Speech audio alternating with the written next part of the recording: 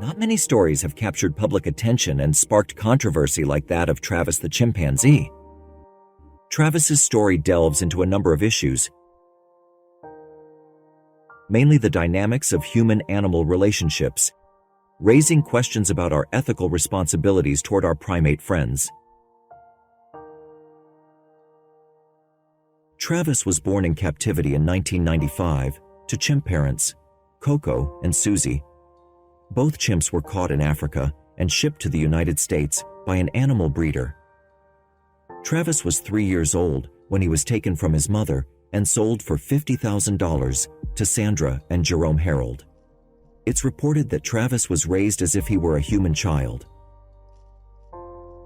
Okay, they always say a monkey raised as a human child, but my question is this: why are they still kept in a cage? Travis was always with the Harolds. He would accompany them when they went to town, when they went shopping, and even to work.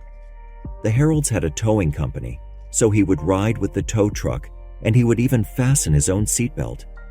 Everyone in the town knew Travis, and people would often ask him to pose with them for photos.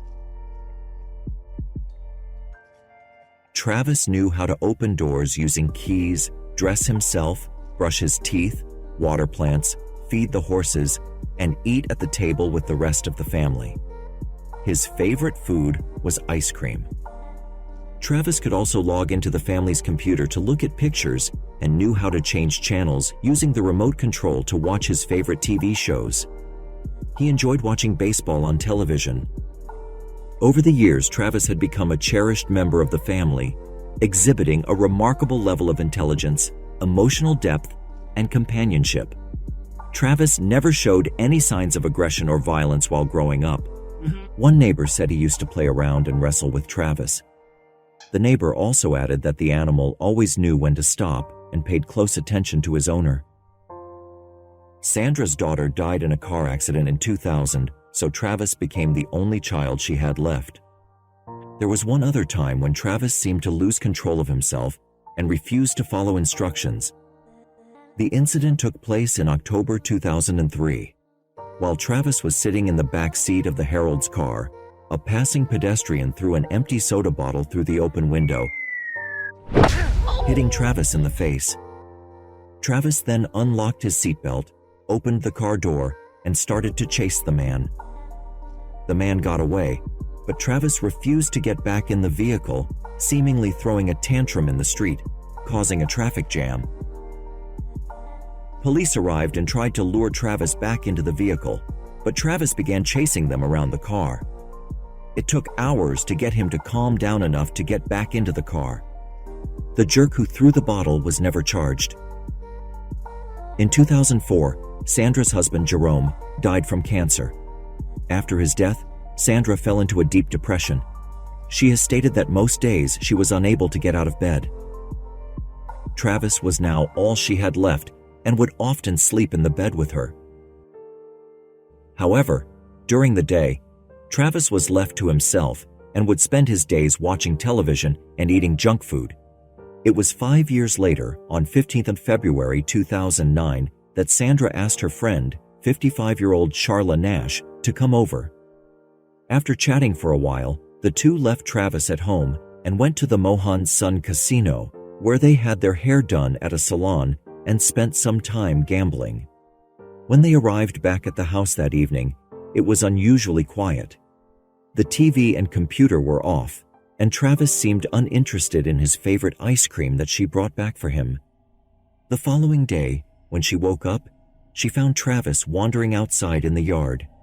She then called her friend Charla to come help her get Travis back into the house. When she got there, she grabbed Travis's favorite toy, and the two of them went outside to try and lure him back to the house. When the two of them approached Travis, he suddenly leaped towards Charla and pushed her backwards. She fell on the ground, and Travis then began to beat her with his hands, tearing off her nose and lips. Sandra ran back to the house to grab a shovel which she used to hit Travis with over his head and back, but this had no effect on him. By this point, he had begun biting Charla on her face, tearing through her eyelids. Not knowing what else to do, Sandra ran back to the kitchen to grab a knife which she returned, she stabbed Travis twice in the back. Travis then stopped the attack on Charla, then turned around to look back at Sandra. She says that he had this look on his face, as if to say, "Mommy, what have you done?" Then he started barking at her and showing his teeth as if he was about to attack. Sandra tried shouting, "Travis, stop!" But Travis was in a blind rage. At this point, Sandra ran to her car and locked herself in when she called the police. Travis then returned his attention to Charla. Travis bit off both her hands and her lower jaw. On the 911 call, Sandra is screaming over the phone, "Send the police! The chimp just killed my friend. He ripped her face off. He's trying to attack me. Please hurry." Send the police! Send the police! What's the problem there? The chimp killed my friend! What's the problem with your friend? Oh, please! What's the problem with your friend? I need to know. Send the police up! With a gun! With a gun! He ripped her face off! He ripped her face off? He's trying to attack me! Please! Okay. Hurry. When police arrived, they found Travis roaming in the yard while Charla lay on the ground, her clothes covered in flesh and blood, and her face was gone. When Travis charged at them, they ran to their vehicles to lock the chimp out.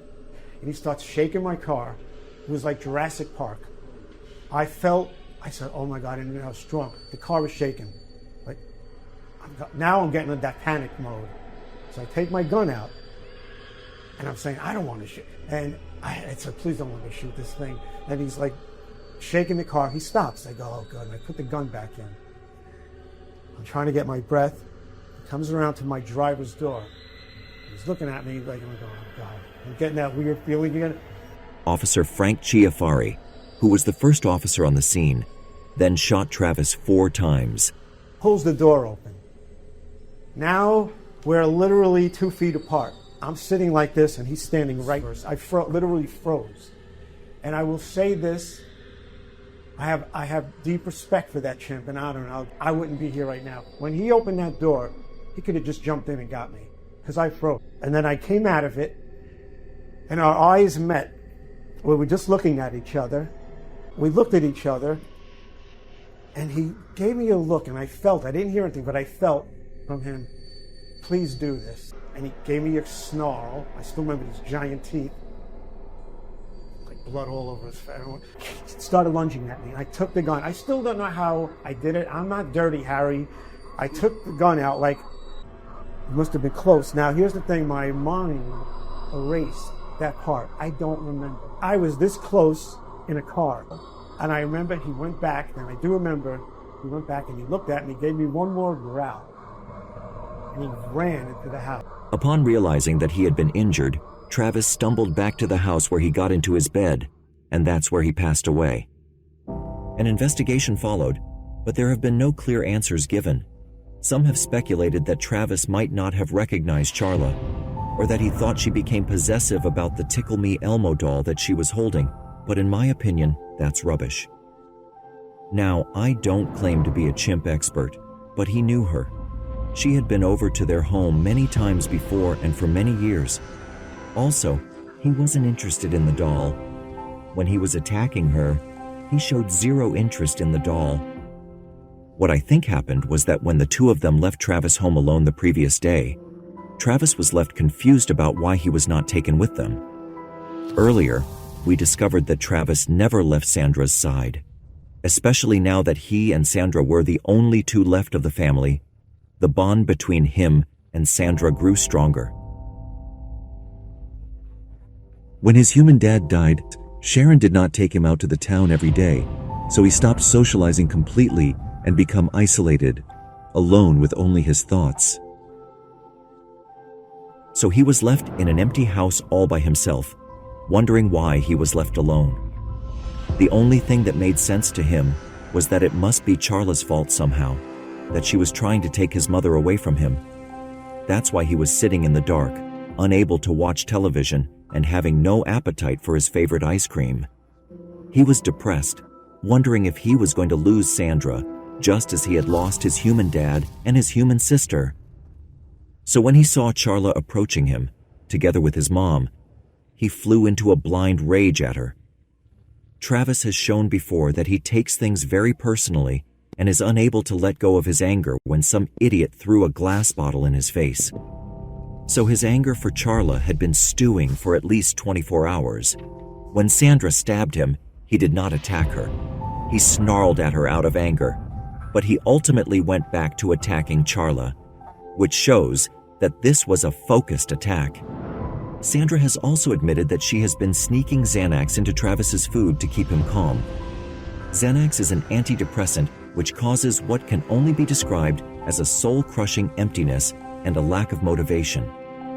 Time slows down on antidepressants, so being left behind at home for a few hours could have felt much longer to Travis, consumed with thoughts about losing his mother and about the lady that took her away from him. Being a chimp, there was no way to explain to Travis that she needed some time for herself and that she was not going to abandon him.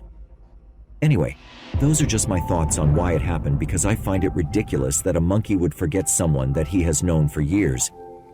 Charla was found to be unconscious and not dead and was rushed to the hospital for many surgeries to reconstruct her face and reattach her jaw. She was left permanently disfigured and blind. The incident prompted widespread debate about keeping wild animals as pets, but I think everyone completely missed the point on this. This was not an issue about pets. Animals, just like humans, have feelings, emotions, and thoughts. And Travis was certainly not the first to lose control and go berserk.